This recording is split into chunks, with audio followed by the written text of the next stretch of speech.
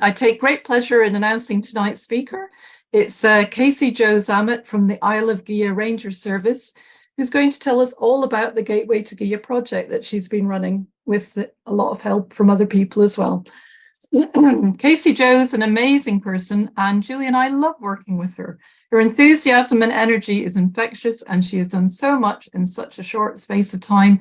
In fact, my first ever job with Kilmartin Museum, 3 days in, was meeting Casey Jo, and we couldn't have had a lovelier welcome from Gigha. So without further ado, it's over to you, Casey Jo. Yeah, so our talk might be slightly different actually to what the other talks in the series have been. They're not themed, and it's not themed in any way apart from talking about our Gateway to Gigha project. I'll be focusing mainly on my absolute favourite part of the project, which was the Community Heritage Project. And this, in a nutshell, was basically to connect our local community to its historical heritage. And let's just see if this is going to work. Is it going to work? It's good. So just to set the context then, we'll talk a little bit just quickly about Gigha. So Gigha, also known as God's Isle, as supposedly named by the Vikings, is an amazing little place and is the most southern Hebridean isle that we have, 7 miles long and 1 mile wide, and is only a 3-mile swim from the mainland if you fancy it. It's got an amazing amount of natural history and historical heritage, and I was going to say it's got good weather all the time, but Julia and Jacqueline actually know that that's not true because they had to cancel their ferries when they came for the project, so perhaps not. But you know, because of the Gulf Stream, we do have a really incredible climate that gives way to such amazing views and scenery here on Gigha. And we also have the renowned Ackerwall Gardens, which I probably should mention because we've got such a good climate. They grow some amazing plants there. And this was set up by James Colonel Hawlett. The other thing I guess that Gigha is most known for is being community owned. So this happened in 2002. So Gigha is in their 21st year of community ownership, which is amazing. But it's not always been that way. Ownership over Gigha has been quite interesting throughout time. In the 9th century, the Norse took control. They ruled Gigha and the Hebridean Islands for more than 400 years. And it ended when King Haakon went to Largs, but we'll come on to a little bit about that later on, but left Gigha on his way there. So that's pretty exciting. For centuries after that, there was clan rivalries between the MacDonalds and the McNeils. And then in 1865, the island was sold off to a private landlord, Captain James Scarlett. And from then there was a series of landlords until we were community owned in 2002. Community ownership, I guess, can have multiple definitions, and it's totally indifferent in practice, no matter where you are in Scotland. Here in Gigha, we have the Isle of Gigha Heritage Trust, and this is a charity that's basically been set up to facilitate development on island, I guess. It has a board of volunteer directors that are elected by the local community, and then all these developments are implemented by the staff at the trust. The trust in the island is essentially funded through full wind turbines. Funded maybe not the right word. It's how we bring our income to island. We sell the electricity back to the national grid, and then that helps to facilitate these developments and also some of the staff salaries. But I guess when I say developments, I don't necessarily mean physical ones. Community developments as well are really easy to get off the ground because we are community owned. So there are lots of different projects that happen on island that come directly from the community themselves. So for instance, we have projects that aim to bring Gigha to net zero. There's children mental health projects, new campsites, new businesses, and then we have the Gateway to Gigha project, which started in 2020. So this ended in May. Is that going to start? Yes, this ended in May, which was a brilliant community celebration day that we had lunch in the hall, and the lovely Jacqueline was actually there and got the chance to try out an e-bike. She's there on the right hand side of the screen. You can see the number of outputs that we had in the Gateway project, you know, from a new branding and website to putting in 20 kilometres of pathways, training for young people, e-bikes, the new ranger service, and then the historical interpretation, and my favourite bit, the Community Heritage Project. I guess as a definition and in a nutshell, the Gateway project was to protect and promote the island's historical, cultural and natural heritage. So that's what we tried to get in all of those outputs.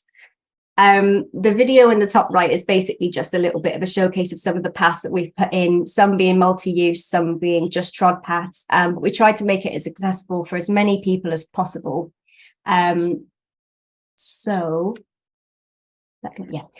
Being a countryside ranger, lecturing is not really my thing. So I thought we would go on a virtual guided walk of Gigha and use the map from the Gateway to Gigha that we produced. You can see on the right-hand side the network of paths that we've installed across the island. And as we're going, we'll start from the ferry and we'll head north and take in some of the history sites. We'll talk a bit about the access that's been created to these sites, the events that we ran through our community heritage project, and some myths and legends. So I think this should be quite fun.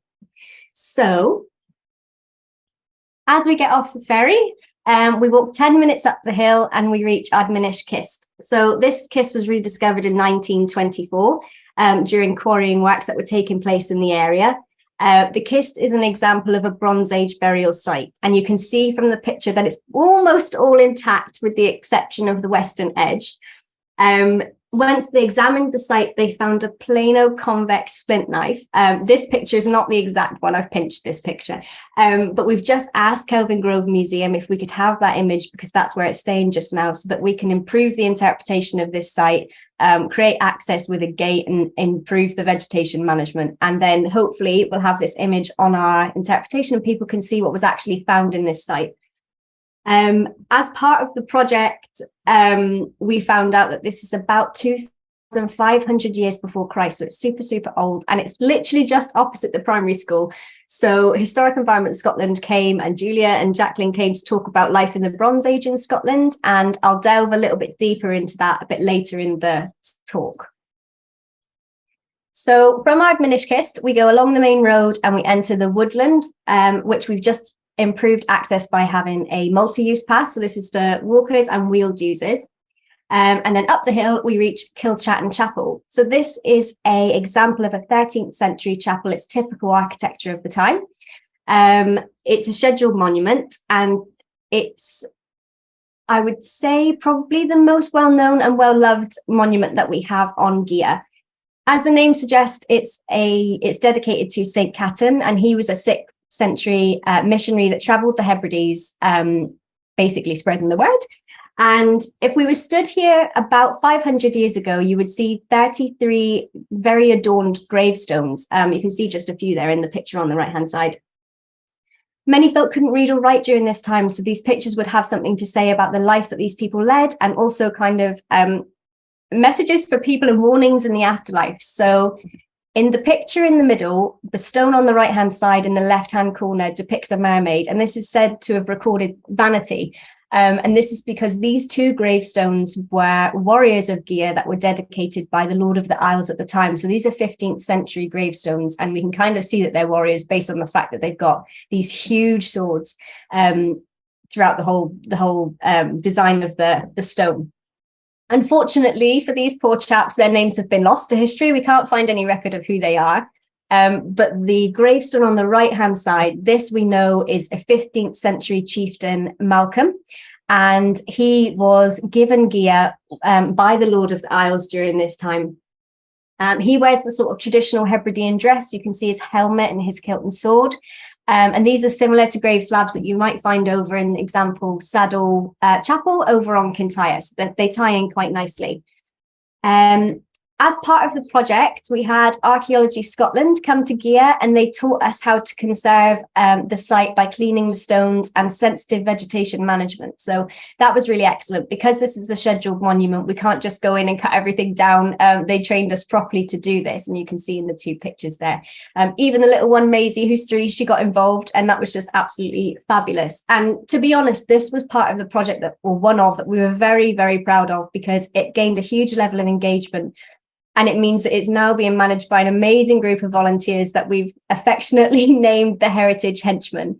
And this is essentially because everything was overgrown when we went in last July, and they did such an amazing job of clearing the site. And, you know, they've taken ownership on this, and they meet regularly to go up and clean the stones and make sure everything's looking pristine. So it was such a win for the project that this little group of volunteers came out of it.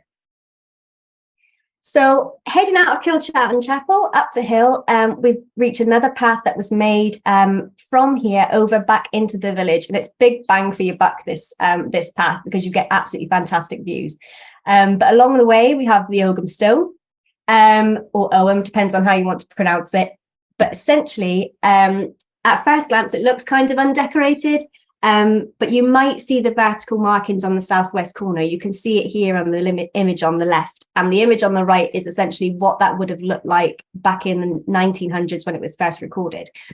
Ogham script is a very, very early form of Irish writing, and it dates back to 1,400 years. And our stone here on Gigha is one of the oldest examples of early Gaelic written text in Scotland. We had professional conservators come and clean the stone, which is a little bit controversial because we had to get rid of the lichens, but the community voted that we should actually preserve the monument instead. And so the University of Glasgow came and they were able to do some 3D imaging, photographic workshops with our community, as you can see here. Unfortunately, we don't have the results back for that, but it was essentially just to see what the stone said and how old it was. We know it's 7th century, and all we can make out at the moment is that it says the son of and fairborn. So we know that this stone would have been dedicated to somebody of great importance on Gigha at the time. What's also interesting is it's made from granite, and we don't have any granite on Gigha. So we know that this stone would have actually been brought here from somewhere else. We're guessing Ireland, given the connections with the early Irish text of Ogham. So we'll see when the results come back as to whether or not that's true or not. So down from the Ogham Stone, we're heading out west and to a very beautiful bay on the southwest corner of the island called Cuddy Port. It's a historical place for a number of reasons, but first and foremost, which I find the most interesting, is because Gigha's got such a gentle climate like we spoke about in the beginning. It has amazing sandy, fertile and coastal soils that were really good at growing potatoes, and Irish traders would have come here before and after the Irish famine to buy Gigha seed potatoes from a shed that literally lived in the middle of Cuddy Port Bay, and weighing scales have been found there since. I'm not actually sure where they're stored now. It's probably in somebody's kitchen here on Gigha. That tends to be the way of things.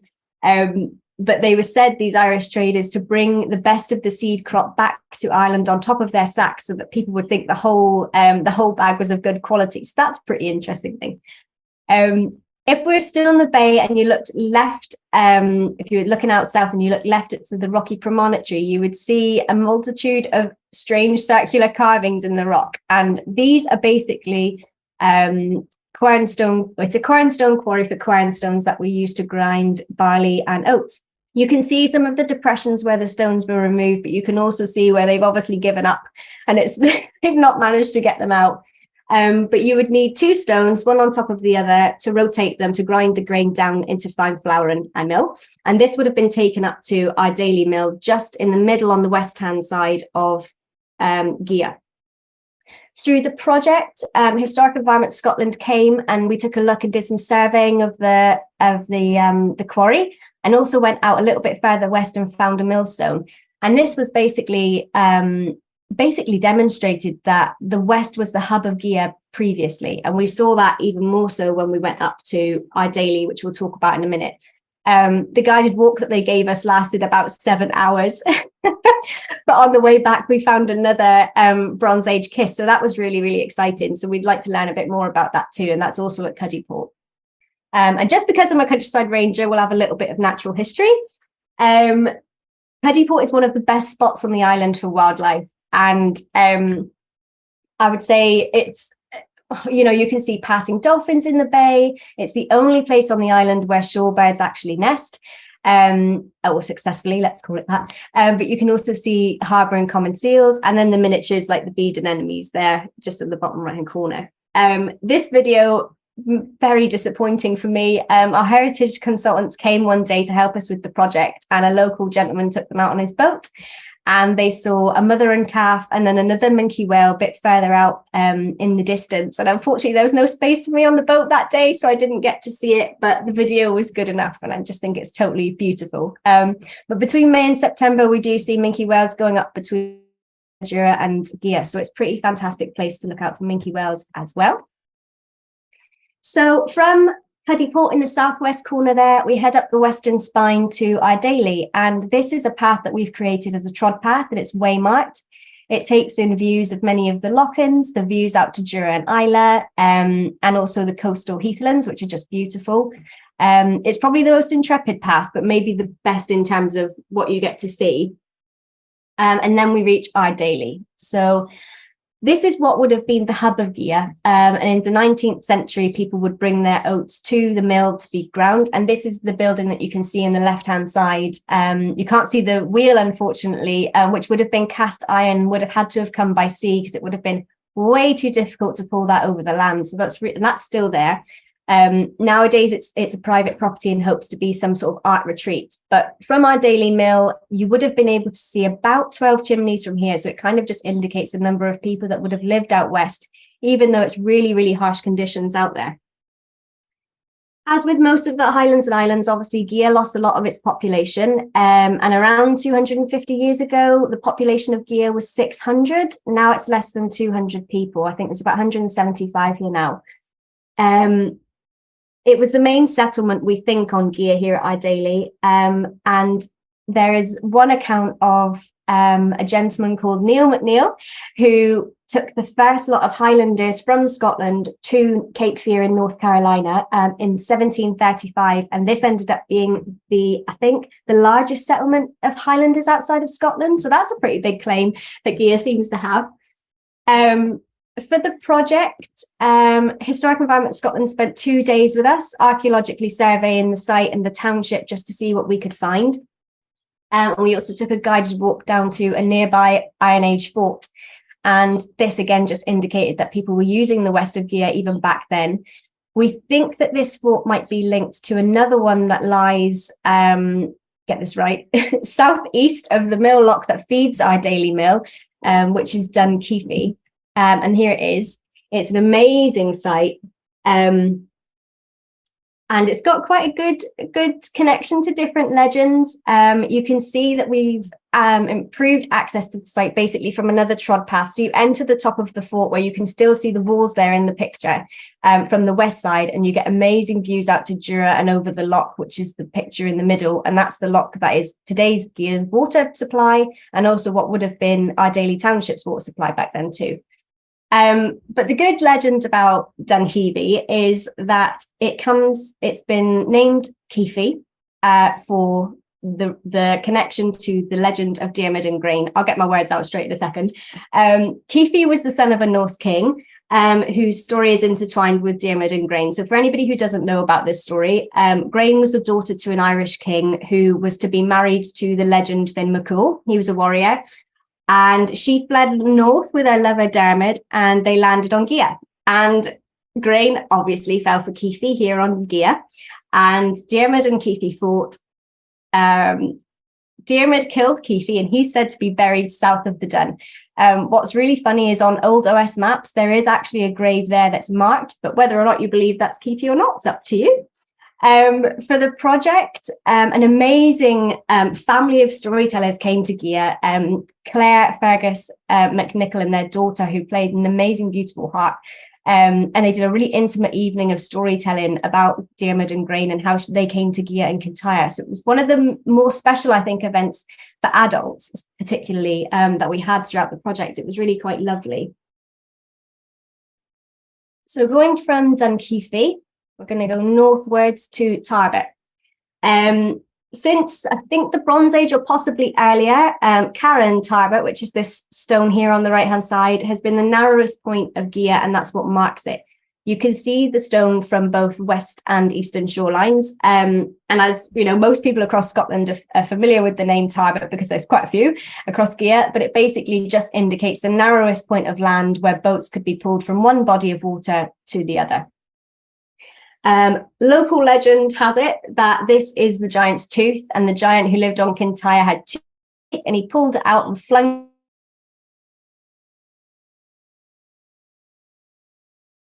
there on. If you were convicted of a crime on the Hill of Assembly just nearby, you would have been hung from the cleft. And this stone is over 6 foot tall, so it wouldn't have been very pleasant. But what a brilliant story. Who knows if it's true? None of the islanders have admitted to it yet, but we'll see. Tara in itself is quite an important historical area. So just across the fields from Cara and Tarbet the stone is the Holy Stone. And this was a pagan stone of worship that women would crawl on their knees to gain fertility. And you can see how big the stone is from the picture in the bottom. It's absolutely massive. But one interesting thing about the stone is that when Christianity came to Gigha, they used pagan symbols and transitioned them into Christian crosses to basically make that transition easier. And you can see that here on the top picture. Many thanks to Keith Wilson for the picture. And it just kind of suggests that, you know, this transition of religion over time, because next to this holy pagan place, they then decide to put in a graveyard. And to top it off, there's an old Celtic cross that lives in this graveyard, and that's over 1,000 years old. So that predates when Christianity came to Gigha, we think. So again, just sort of explaining that sort of transition. Literally 200 feet south or north of the graveyard, we found Viking scales. So in 1849, 2 men were preparing the area to plant a potato crop. And moved a buried stone box containing these delicate weighing scales, which are now found, I think, again in Kelvin Grove Museum in Glasgow.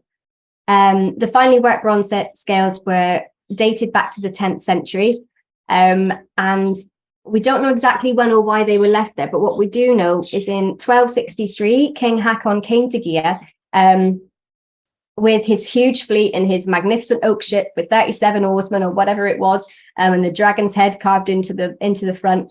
And at the time, Gigha and the Hebrides would have been ruled by Norway, but King Alexander III of Scotland wanted to take control. So as tension rose, we all know the story of Largs, but as tension rose, Haakon sailed here to Gigha and demanded loyalty for local rulers, including Lord of the Argyll. And Alexander lured him to Largs, where unfortunately a storm decimated all of his ships. So everybody knows the story of Largs, but do they know he came to Gigha? Not sure. I just love that one. So heading from Tarbet, we go north up the road, and then we head off northeast again on another trod path that we've created to Carnban. So cross livestock fields, again, coastal heathland, and then up an amazing natural gully that's lined by oak trees, we have Carnban. We think around 4,000 years ago, 8 or more people were buried here. One was a woman laid on her side and was buried with Bronze Age pottery. We don't know particularly why she was buried with this pottery, but you can see in the sort of illustration on the bottom right, that's what it would have looked like. Locally, in 1792, builders came to the site to take away the stones to build stone walls and dikes in different buildings. And as they took the stones off, they were hit, in quote, with an intolerable stench that gave them headaches that meant they were off work for weeks. So I think that's totally nuts to think that this is a 4,000-year-old burial site, and only in 1792 it was opened and there was still a strong smell within there. Again, just written down in legend, who knows if it's really true. So through the project then, let's just turn that down. We had the lovely Jacqueline and Julia come to us and do a bit of bone detective work and life within the Bronze Ages with the children of Gigha Primary School, which was absolutely fantastic because it put the kist that we saw down in Ardminish and the burial site up at Carnban into context for them. Hez came and we did a bit of oak grinding with quernstones, as you can see in the video on the right. And we looked a little bit at the ancestors across Gigha and how that changed over time and who they would have been in the clan warfare. And the children also did some archaeological surveying of their school grounds, which is also really brilliant, which included Ardminish kist as well. So, lastly, but certainly not least, again, another little bit of natural history. In the final part, we had a slightly different event that we ran over a weekend with Jim MacDonald, who is a member of the Geological Society of Glasgow, and he was absolutely fantastic. We spent an entire afternoon walking up the north end of Gigha, just seeing what type of geology we had around the area. We wanted to see how Gigha basically fitted in with the rest of Scotland. And from what I understand, there are 5 geological zones within Gigha, within Scotland, and Gigha falls within the Grampian, I think they call it Grampian terrain. And the rest of the stone across Gigha, especially in the highlands, is amphibolite. I can never say this very well, I apologise. we think this is around 60 to 600 million years ago. So that's really, really fabulous. It was one of the most attended events that we had on Gigha, which was great, and for the project, because it meant that we had a huge range of ages that came, including for the evening talk that we had on the Saturday night. So it was absolutely fantastic. And then I guess just to finish, just want to say thank you to all the project partners that we had through Gateway, and of course to the lovely Julia and Jacqueline, because you made our time so special understanding the Bronze Age in Gigha and also across Argyll. It was so brilliant. But I hope that gives you a bit of a taster of the path network that we've put in and some of the amazing history that we can get here on Gigha. And obviously, thank you to everybody who came to chat to us tonight. Thank you very much.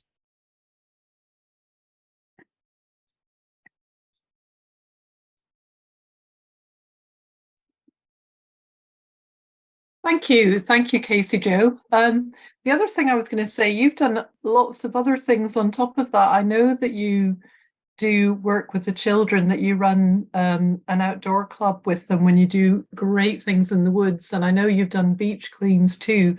So you've just touched the very tip of what you've done, and there's loads more, I know, and I know that everybody thinks very highly of you in Gigha because you've involved the whole community as well. I'm sure that Julia would agree with that as well. There's lots of things.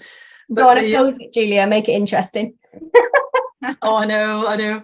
And then the other thing is that you were talking about the e-bikes and you saw me, but you've actually made it so that it's accessible for people with limited mobility, which I think is fantastic. You've got e-bikes that are trikes. What's the proper name for them, Casey Jo? They're just called adaptive e-bikes. So we've got two different adaptive e-bikes, both are electric. And then we also have a beach wheelchair because obviously, you know, we've got all these wonderful bays here on Gigha, but for some it's just impossible because one, there's no track, but also getting a wheelchair down onto the sand is really difficult.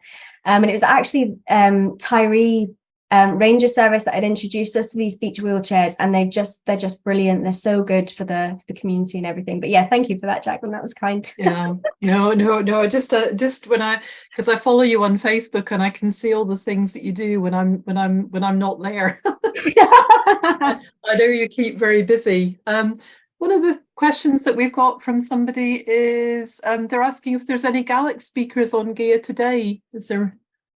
Yeah, so I didn't touch on this actually, but through the project, Historic Environment Scotland came to Gigha and we linked up with a lot of different local people to help us make sure that the project reflected Gaelic in the best way, but also Gigha Gaelic. I think most people understand that, you know, dialect of Gaelic is a really important thing. And especially here on Gigha, the accent and the way that they speak Gaelic is very beautiful. It's very melodic. I don't unfortunately speak it, but it's very lovely.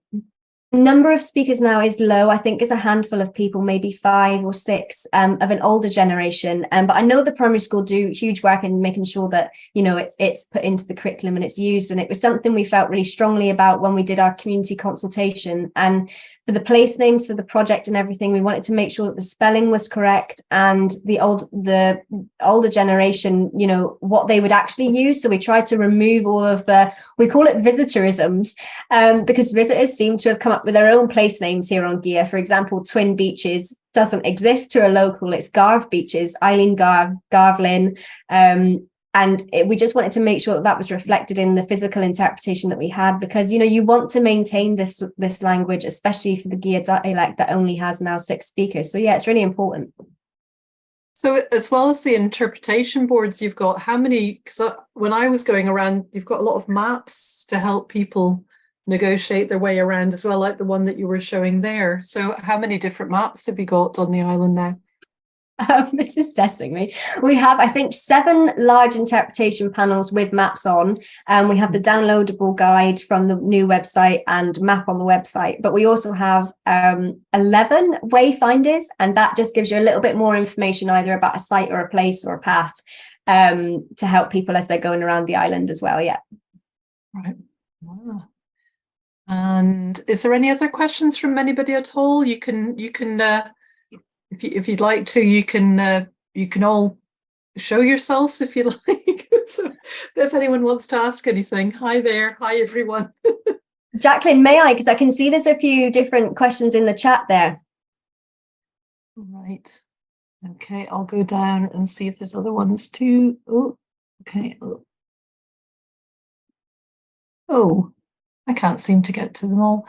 There's a lot of people asking about the weather. I can't see any other ones here apart from is it Kilchatton or Kilhatton? Someone had asked. It's really quite funny. It depends who you speak to. So some of the locals and the older generation will just call it Kilchatton, and I suppose that's just because of the English influence of the language over time. But Kilchatton and Saint Catton would have been Kilchatton probably at the time.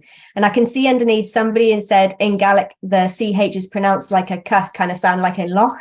But actually here, for example, Dun Cheiffi is a K spelling. And I think that comes from the Irish side of things. And that was another one that was a bit of a point of contention for the people of Gigha, because the elders were very, very clear on the fact that it's Cheiffi. Yeah. I'm a Bronze Age expert, and I was particularly interested in, as I eventually went in, on that rather nice vase, beaker. You know, I probably should have confessed to this at the time. That's a picture taken from Kilmartin Museum. I thought it was brilliant. I'm sorry about it. I should have put that in the images. I apologise. But yeah, that we don't know what the one that was found on Gigha looks like. Sorry about that. But that would be the right time period, wouldn't it, Julia? The beaker pots, definitely. Yeah. Early BA, yeah. Lovely, thanks a lot. Yeah, and actually that's what we were doing the Bronze Age with a school on Mull, and Julie was making the Bronze Age pots and talking about them there. So that would be very, I mean, Julia makes pots too. She's multi-talented as Julia. Yes, that would be the right style, exactly, I would imagine, for that time. The pot that you actually showed there was one that was found up at the quarry site, up at Argy Quarry. That was a Bronze Age burial. So. I've got a message from Kim to say many thanks for the fascinating presentation. I'm so impressed by Gigha's history and present day projects. How many years have you been doing this for, Casey Jo? How long has the project gone on for so far? It started officially in 2020, but I believe just before that there was a few months of sort of like development, community consultation, and sort of just a bit of a scoping exercise, especially for recruitment. I started in November 2020. So what's that, 2.5 years now? We just finished. Wow, what you've achieved in 2.5 years is amazing. I've got Casper. My pronunciation isn't fantastic, but Casper, do you want to ask your question that you've got there about the stories on Gigha? Yeah, sure. As we just heard, there are a lot of stories on Gigha, and I would just like to know, how difficult was it to acquire these details of these legends? Are they complete, or do you have yet to find more about them? Hi, Casper. For everybody else in the chat, Casper and I worked with each other. Casper works in Acamore Guidance. Hello, everyone. Yeah, it was really difficult. It took us ages, actually. The interpretation and the printing only just recently happened, so it took us the best part of the 2 years to pull all of this together. We had the help of heritage consultants, a heritage steering group, I guess you could call it, members of the community that wanted to get involved and put the stories across, and also just sitting down with some of the older folk here and just listening to what they had to say, because they're just a font of knowledge, and they were just instrumental in getting these stories out. I don't actually believe a lot of them are complete. I think they could be embellished. So if anybody out there, story writer, please get onto that. You could make a good book. Thank you. See you tomorrow. Yeah, I'll see you tomorrow. Yeah. I've also got from the mini quilt tours to everyone, interesting talk. I guide on the Hebridean Princess, but it's been several years since visiting. Nice to be updated on your hard work. So, great. I mean, Hebridean Princess is the cruise ship, I think. Yes. Yeah. I mean, well, if you're ever, is there a name with this person? Do you want to speak? Andrea. It's Andrea. Yes, that's it. Oh, okay. Andrea, you know, if you are coming over, then we could definitely do a guided walk for guests. Guests, do you call them that? Customers? Guests, yeah. Definitely do a combined walk or something if you like. You can just get hold of me in the email.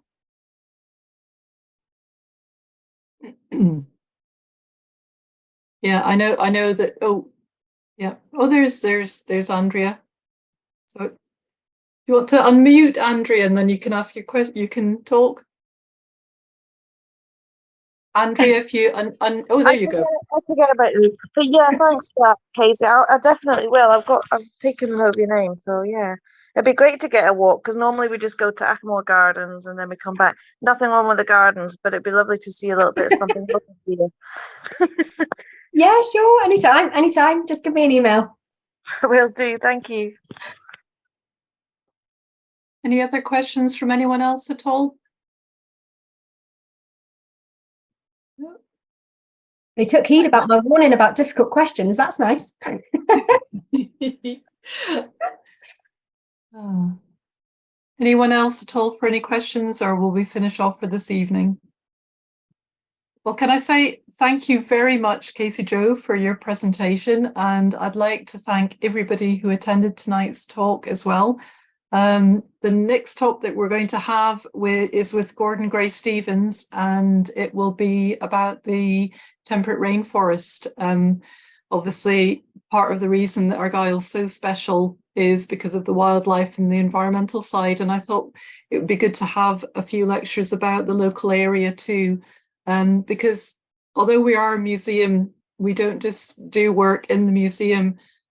We travel all around, and we do work with great people like Casey Jo, and we work with Pete and Ollie from the Heart of Argyll. We work with Nature Scot, Forestry and Land Scotland. There's so many other organisations and schools that we work with as well. We've although the museum's shut at the moment, we've been busy. We haven't stopped, have we, Julia? Nope, not at all. No. Not at all. And it's through forging this partnership that we make it a really strong team, because at the end of the day, we all want the same thing. We want to tell you how wonderful Argyll is, because it's such a beautiful place. So on that note, I'll say goodnight to everybody, and thank you again, and please join us, and thank you, Casey Jo. If you want to wave before you go, it's quite nice, because it's nice for Casey Jo to see everybody who's here. So thank you very Casey. much indeed. Thank you very much. Thank you. Thank you.